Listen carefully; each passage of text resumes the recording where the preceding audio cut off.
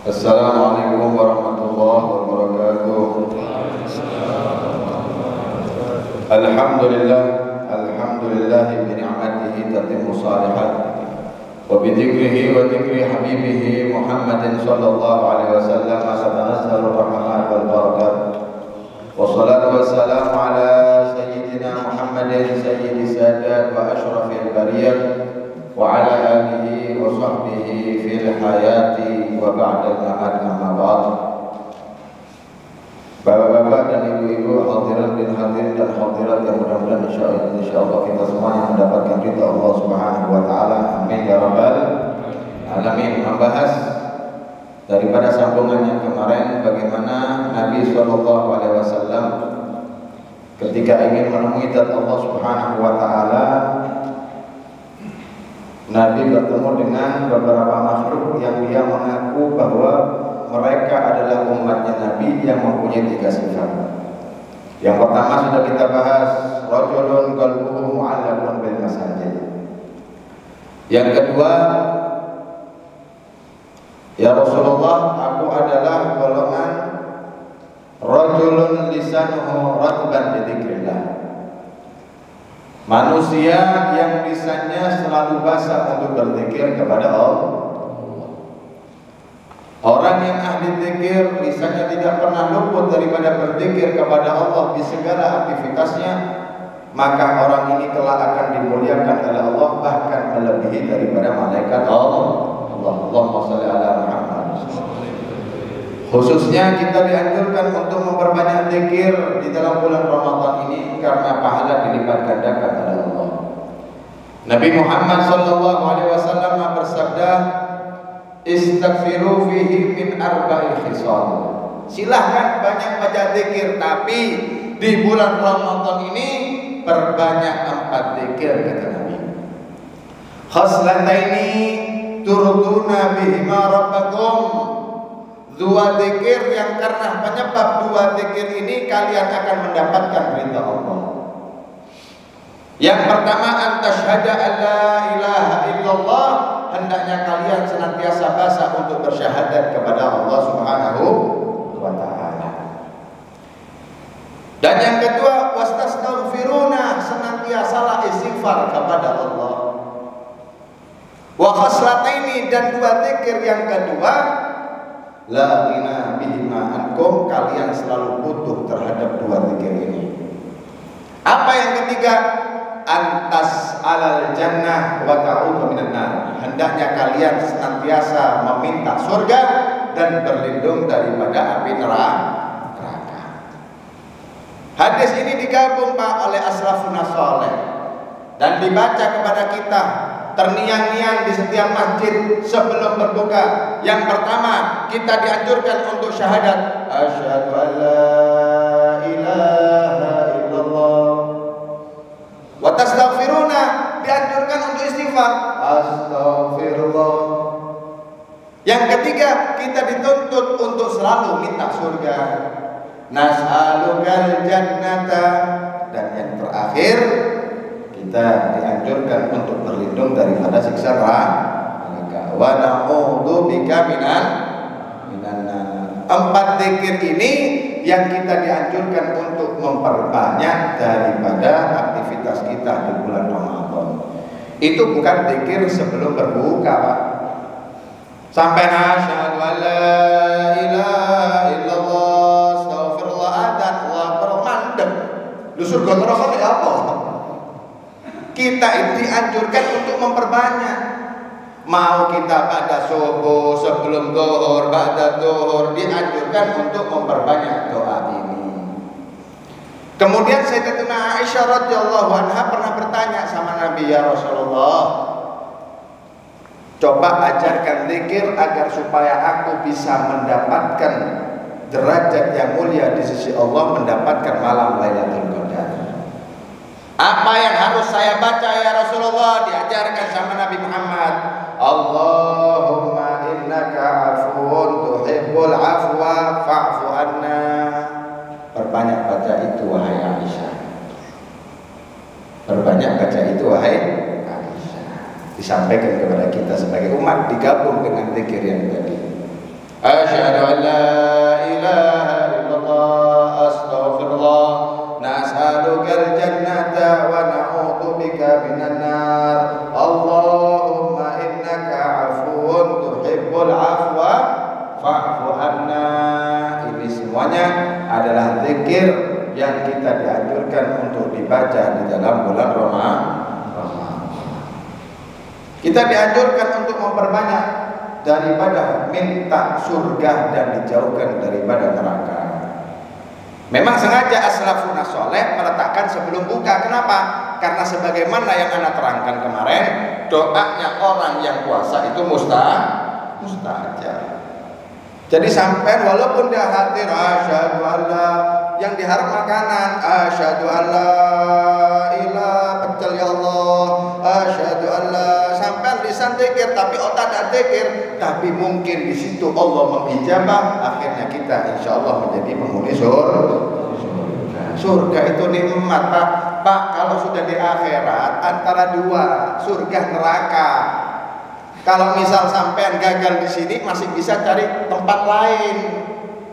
Sampean misal tidak di Tanjung, tidak di Berau, bisa pindah ke Purwodadi, Semarang, banyak tempat. Lo kalau sampean diusir ke surga mau kemana sampean? Mau kembali ke Semarang? Tutup sudah, Pak. Tidak ada. Di akhirat itu salah satu di antara dua. Kalau bukan penghuni surga, otomatis berarti tempatnya di neraka sudah. Oleh karena itu kita dianjurkan perbanyak minta surga supaya kita aman dari neraka. Dan surga itu nikmat, Pak. Surga itu nikmat. Allah berikan 4 kemuliaan Nabi di dalam penghuni surga. Jadi ada 4 sifatnya Nabi. Yang pertama, Allah berikan kita ini tingginya seperti Nabi Adam. Nabi Adam itu tingginya 60 dirok, 60 hasra ini segini, Pak. Berarti berapa meter kira-kira? 60 kali. Anggap 2 diroknya itu 1 meter. Berarti 30 meter tinggi kita. Jangan khawatir yang pendek-pendek, insya Allah di sana gagah semua, insya Allah. Tinggi kita seperti tinggi Nabi Adam, 60 dirok, gagah, Pak. Umurnya diberikan umur Nabi Isa. Berapa Nabi Isa ketika diangkat? 33 tahun, umur yang paling maksimal untuk merasakan kenikmatan dunia. Allah jadikan umurnya nanti ada di surga. Jadi yang sampai meninggal 70 tahun, 80 tahun meninggalnya, nanti Allah kembalikan menjadi umurnya Nabi Isa 33 tahun. Mau yang laki maupun yang perempuan, semuanya sama.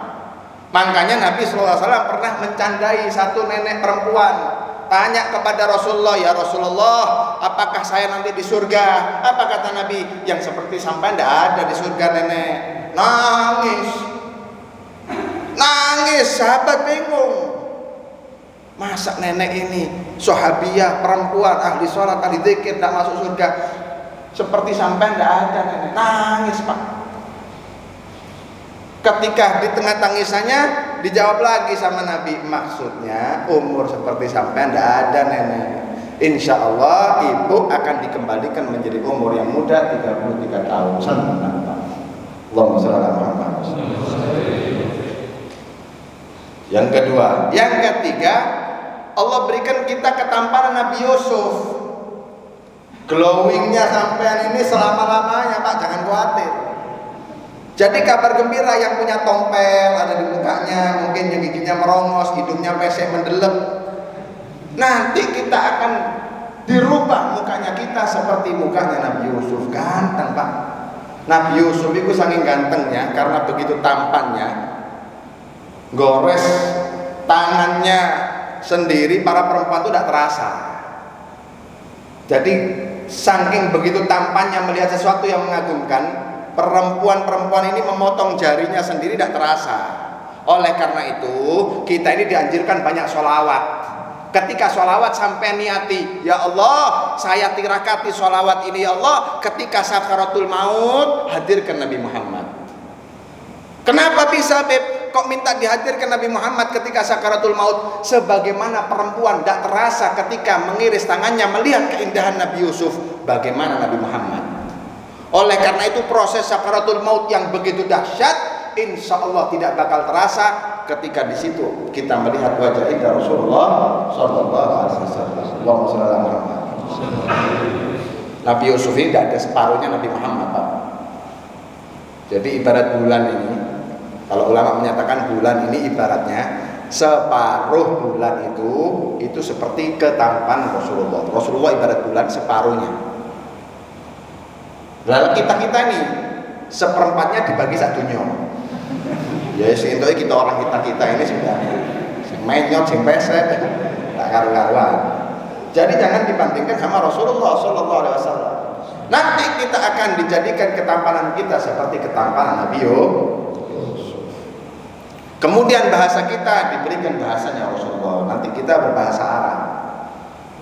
Oleh karena itu cintailah Al-Quran. Kenapa? Karena di dalam surga menggunakan bahasa Al-Quran. Wa ashabul yamin ma ashabul yamin fi sidrin makhdud wa talhim mamdud wa dhillin mamdud wa ma'in maskub wa fakihatin katsira la maqtu'atin wa la mamnu'ah wa furujin marfu'ah.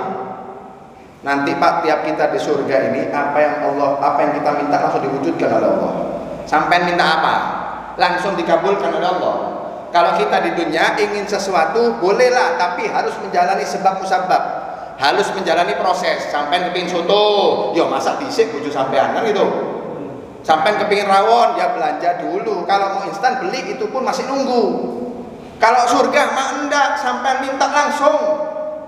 Enggak sampai kedip langsung ada. Rawon ya Allah, rawon.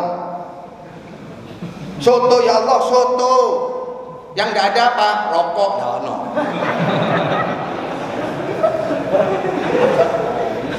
Rokok ada Pak, apinya yang enggak ada. Makanya sampai dikisahkan itu kan, Al Habib Abdullah Asy-Syatiri itu, Habib Abdullah Asy-Syatiri pernah bermimpi, oh ada orang perokok berat masuk surga. Ahli ngerokok masuk surga. Akhirnya ketika dia masuk surga, minta, kata Allah, ayo waktunya minta. Ya Rob, rawon ya Allah, rawon. Soto ya Allah, soto. Langsung Pak. Kopi ya Allah, kopi. Wah, mangan. Habis dimakan semuanya, sak kopi-kopinya, minta apa lagi? Samsu ya Allah. Biasa mangan, mari mangan ngerokok, gak ngerokok, gak enak kabeh. Samsu ya Allah, samsunya ada muncul di samsu. Korek ya Allah, gak ono lek korek. Nah terus ya apa ini? Cara menghidupkan rokok ini gimana ya Rob? Keluar kamu dari surga, pergi ke neraka. Karena perokok berat Pak, metu tuh ke surga, bayangno.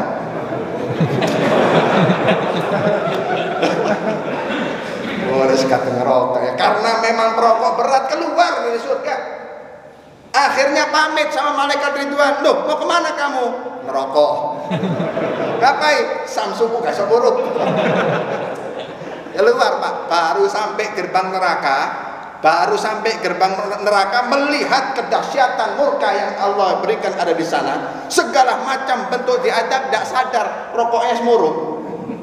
Ini baru gerbangnya neraka.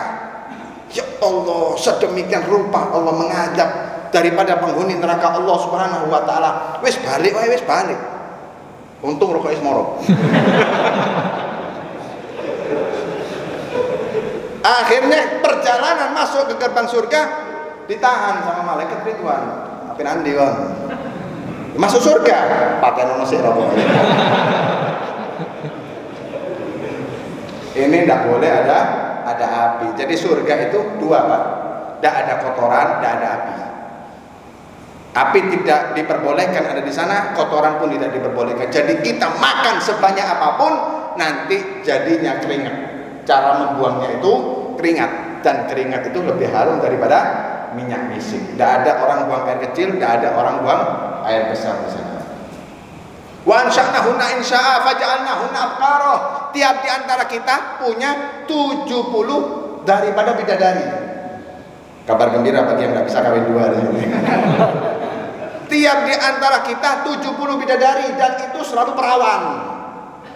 Sampean pakai perawan lagi. wa ja'alnahunna abkara. Abkara itu bikir, perawan, balik perawan. Jadi maksudnya kenikmatannya itu abadi dan selalu bertambah di sisi Allah Subhanahu wa ta'ala. Oleh karena itu, kalau ingin menjadi penghuni surga, perbanyak minta, khususnya di dalam bulan Ramadan. Mudah-mudahan insya Allah doa kita dikabulkan oleh Allah dan kita semuanya dijadikan ahli surga. Amin ya rabbal alamin. Assalamualaikum warahmatullahi wabarakatuh. Assalamualaikum.